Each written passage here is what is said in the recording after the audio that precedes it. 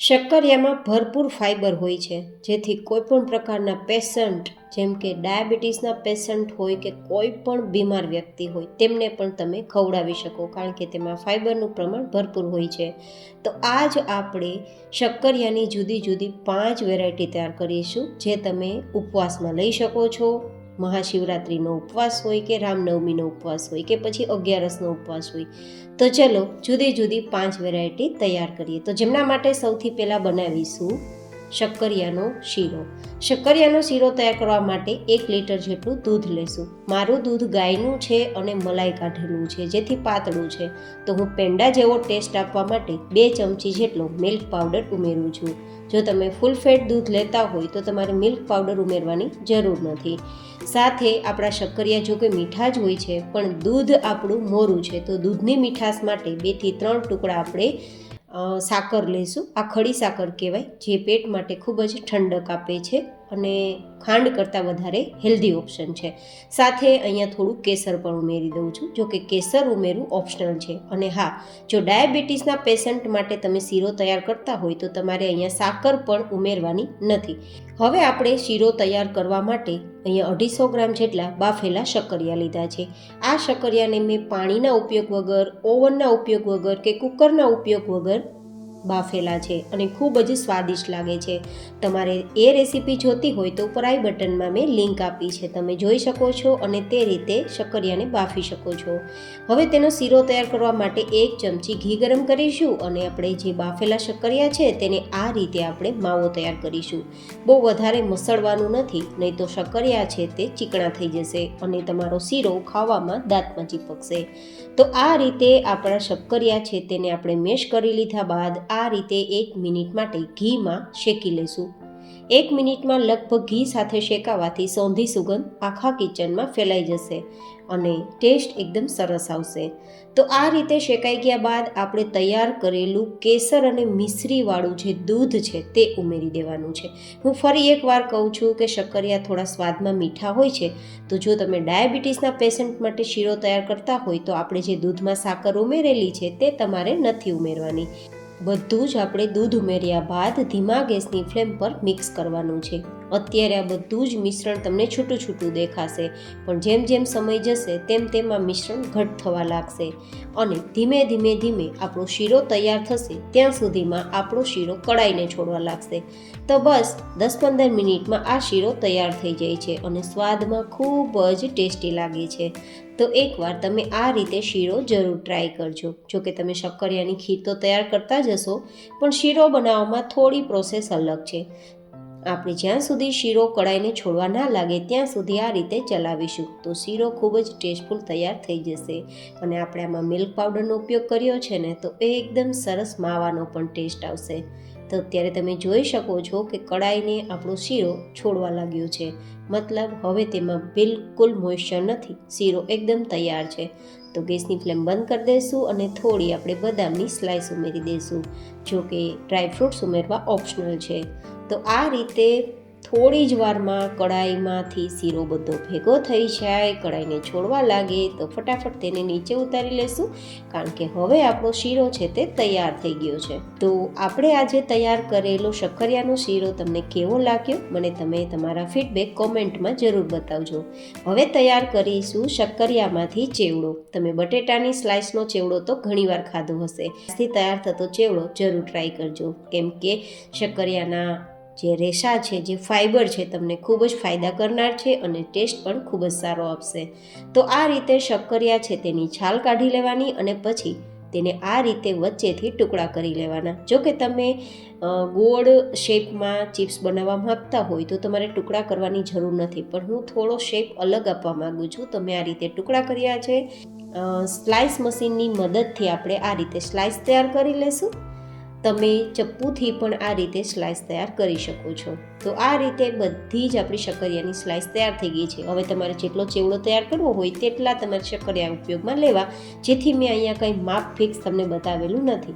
હવે તેને તળવા માટે તેલનું ટેમ્પરેચર એકદમ મીડિયમ હોવું જોઈએ અને ગેસની ફ્લેમ પણ એકદમ મીડિયમ હોવી જોઈએ.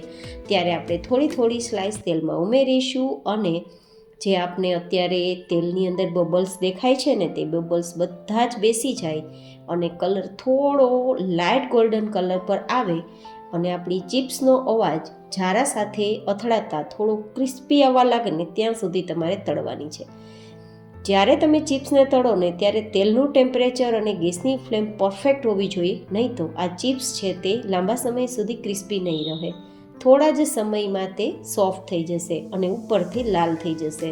તો ખાસ ધ્યાનમાં રાખવાનું, મીડિયમ ગરમ તેલમાં મીડિયમ ગેસની ફ્લેમ પર આ રીતે ચિપ્સ પરફેક્ટ તળાઈ જાય પછી બહાર કાઢી લેવાની. અત્યારે તમે જુઓ બિલકુલ તેલમાં બબલ્સ નથી અને બધી જ ચિપ્સ ઉપર તરવા લાગી છે.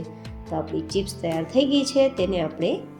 આપણી ચિપ્સને આપણે બહાર કાઢી લેશું. તો તમે જુઓ કલર કેટલો સરસ આવ્યો છે, બિલકુલ લાલ નથી થઈ.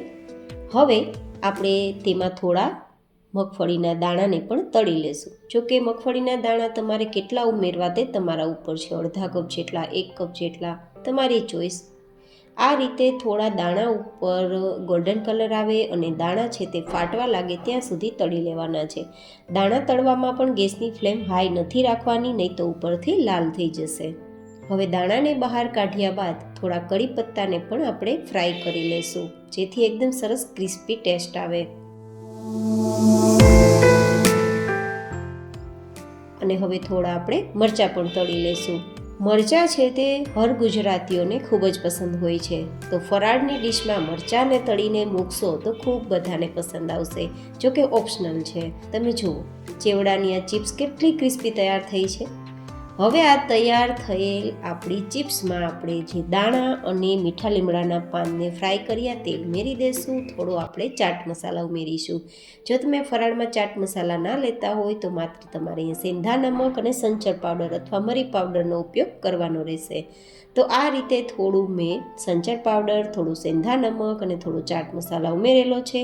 ધેન મિક્સ કરી અને આપણો ચેવડો તૈયાર છે. આ ચેવડો લાંબા સમય સુધી ક્રિસ્પી જ રહેશે, જેથી તમે એકવાર બનાવી ઘણા દિવસો સુધી ખાઈ પણ શકશો. તો કેવો લાગ્યો તમને શક્કરિયાનો ચેવડો એ પણ મને જરૂર બતાવજો. હવે આપણે તૈયાર કરીશું શક્કરિયાની સૂકી ભાજી. તો આપણા ફરાળની મેઇન સામગ્રી શક્કરિયા રહેશે અને જેના માટે મેં બાફેલા 500 ગ્રામ જેટલા શક્કરિયા લીધા છે, તેને આ રીતે કટ કરી લીધા છે. આજે આપણે બટેટા, સાબુદાણા કે સાંભારનો ઉપયોગ કર્યા વગર બધી જ વાનગી શક્કરિયામાંથી તૈયાર કરી છે. અને હવે વઘાર કરવા માટે થોડું તેલ અથવા ઘી ગરમ કરીશું. તેમાં મીઠા લીમડાના પાન, સૂકા મરચાં, લીમડો અને આદુ અને મરચાંની 1 થી 2 ચમચી જેટલી પેસ્ટ ઉમેરીશું અને થોડા લીલા ધાણા ઉમેરીશું, થોડું લાલ મરચું ઉમેરીશું. આ રીતે શક્કરિયાના ટુકડા ઉમેર્યા બાદ બધું જ મિક્સ કરી દઈશું. આપણા શક્કરિયા છે ને તે થોડા મીઠા હોય છે, તો અહીંયા આપણે થોડો લીંબુનો રસ પણ ઉમેરવો પડશે. તો સ્વાદ પ્રમાણે નમક અને અડધા લીંબુનો રસ ઉમેરી દઈશું. તો એકદમ સરસ ખટમીઠી આપણી સૂકી ભાજી તૈયાર થઈ જશે. અહીંયા આપણે આ રીતે મિક્સ કર્યા બાદ 2 ચમચી જેટલો મગફળીનો પાવડર ઉમેરેલો છે. મતલબ મેં મગફળીના દાણાને શેકી પોતરા કાઢી અને તેનો પાવડર તૈયાર કરી તેમાં ઉમેરેલો છે. તમે કાચા મગફળીના દાણાનો પાવડર પણ ઉમેરી શકો છો. આ રીતે મિક્સ કરી આપણી શક્કરિયાની સૂકી ભાજી તૈયાર છે. ખૂબ જ ટેસ્ટી લાગે છે. એકવાર જરૂર ટ્રાય કરજો. તો તમને આ સૂકી ભાજીની રેસીપી કેવી લાગી તે પણ મને જરૂર બતાવજો. હવે તૈયાર કરીશું આપણે એકદમ ટેસ્ટી મિક્સ ફ્રૂટ રાયતું, કારણ કે આપણી સૂકી ભાજી સાથે આ રાયતું ખૂબ પસંદ આવશે. તો જેમના માટે મેં અહીંયા લગભગ 1 થી 1.5 કપ જેટલું દહીં લીધું છે. દહીંમાં જો પાણી હોય તો દહીંને નિતારીને ઉપયોગમાં લેવું, એટલે કે દહીંને કપડામાં મૂકી અને એ પોટલી વાળી અને થોડીવાર માટે દહીંને નિતારી લેવું. જેવી રીતે શ્રીખંડ બનાવતી વખતે આપણે કેમ મસ્કો તૈયાર કરવા માટે દહીંને નિતારીએ, સેમ એ જ રીતે તૈયાર કરવાનું. પણ મારા દહીંમાં બિલકુલ પાણી નથી, તો મેં આ જ રીતે સીધું ઉપયોગમાં લીધું છે. અને હવે આ રીતે આપણે વિસ્કની મદદથી ફેટી લઈશું. તો એકદમ સરસ સ્મૂધ કન્સિસ્ટન્સીવાળું આપણું દહીં તૈયાર થઈ જશે. જો તમે આ લગભગ 1.5-2 કપ જેટલું દહીં હશે, તમે વધઘટ કરી શકો છો. અને દહીંની ખટાશને મેન્ટેન કરવા 1 ચમચી જેટલી ખાંડ ઉમેરીશું, 1/4 ટીસ્પૂન જેટલું સેંધા નમક અને 1/4 ટીસ્પૂન જેટલો ચાટ મસાલા ઉમેરીશું. હું અગેન તમને બતાવી દઉં કે ચાટ મસાલા ફરાળમાં ના લેતા હોય તો તમે સ્કીપ કરી શકો છો. હવે અહીંયા આપણે થોડા કેળાના ટુકડા લેશું, થોડી આપણે દ્રાક્ષ લેશું તમે જે પસંદ હોય તે ફ્રૂટનો ઉપયોગ કરી શકો છો. થોડા આપણે દાડમના દાણા લેશું અને પછી અહીંયા આપણે ધાણા ઉમેરીને મિક્સ કરી દઈશું અને પછી થોડીવાર માટે ફ્રીઝમાં ચીલ કરવા માટે રાખી દઈશું. તો એકદમ ઠંડુ ઠંડુ ફ્રૂટ્સનું રાયતું તૈયાર છે. તમને આ રાયતું કેવું લાગ્યું તે પણ મને જરૂર બતાવજો. હવે બનાવીશું ઇન્સ્ટન્ટ શક્કરિયાના થેપલા. એ એકદમ ટેસ્ટી લાગશે અને ફટાફટ બનશે. તો જેમના માટે આપણે અહીંયા શક્કરિયા બાફીને જ લીધા છે. આ શક્કરિયા તમારે જેટલા થેપલા તૈયાર કરવા હોય તેટલા લઈ શકો છો. મેં અહીંયા એપ્રોક્સિમેટલી 500 ગ્રામ જેટલા બાફેલા શક્કરિયા લીધા છે અને તેને આ રીતે હળવા હાથે મસળીને માવો તૈયાર કરી લઈશું. બહુ વધારે મસળવાનું નથી. અને બીજું એ, જ્યારે આ રીતે માવો તૈયાર કરો ત્યારે શક્કરિયા ગરમ ના હોવા જોઈએ, જેથી એકદમ ચીકણો માવો તૈયાર ના થાય. હવે આપણે અહીંયા મગફળીના દાણાનો પાવડર છે તે ઉમેરી દઈશું, લગભગ 1 કપ જેટલો. તમે અહીંયા જરૂર મુજબ વધઘટ કરી શકો છો. થોડા લીલા ધાણા ઉમેરી દઈશું અને લગભગ 1 થી 2 ચમચી જેટલી આદુ અને મરચાંની પેસ્ટ ઉમેરી દઈશું. અડધી નાની ચમચી જેટલો આપણે અહીંયા સેંધા નમક ઉમેરીશું, તમે સ્વાદ પ્રમાણે ઉમેરી શકો છો. એકાદ નાની ચમચી જેટલું લાલ મરચું પાવડર અને એકાદ નાની ચમચી જેટલું ધાણા જીરું પાવડર. તમે જે વસ્તુ ફરાળમાં ના લેતા હોય તેને તમે સ્કીપ કરી શકો છો. જે મસાલા તમે ફરાળમાં ના લેતા હોય તેને પણ તમે સ્કીપ કરી શકો છો. હવે આ રીતે બધું જ ભેગું કરતાં લોટ જેવું બંધાઈ જવું જોઈએ. જો લોટની જેમ ના બંધાય તો તમારે અહીંયા થોડો મગફળીના દાણાનો પાવડર ઉમેરવાનો રહેશે. પણ મારે આટલા શક્કરિયામાં 1 કપ જેટલા મગફળીના દાણાના પાવડરથી આ રીતે લોટ જેવું બંધાઈ ગયું છે.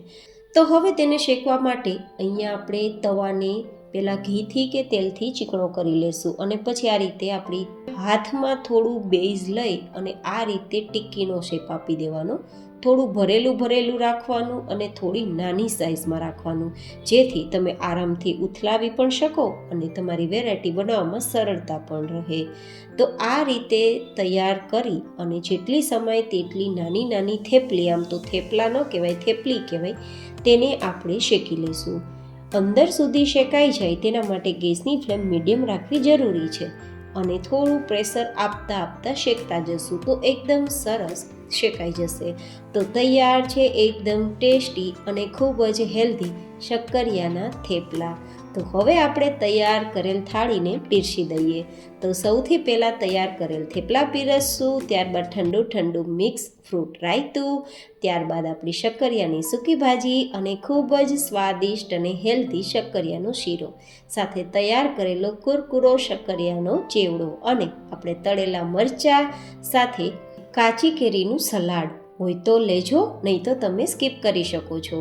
અને આ બધી જ વાનગીને પચાવવા માટે મસાલા છાશ પણ સર્વ કરીશું. તો કેવી લાગી તમને શિવરાત્રિ સ્પેશિયલ આજની શક્કરિયામાંથી બનતી જુદી જુદી વાનગી, મને તમે જરૂર બતાવજો. ફરી મળીશું એક નવી જ હેલ્ધી રેસીપી સાથે. ત્યાં સુધી stay healthy and stay happy.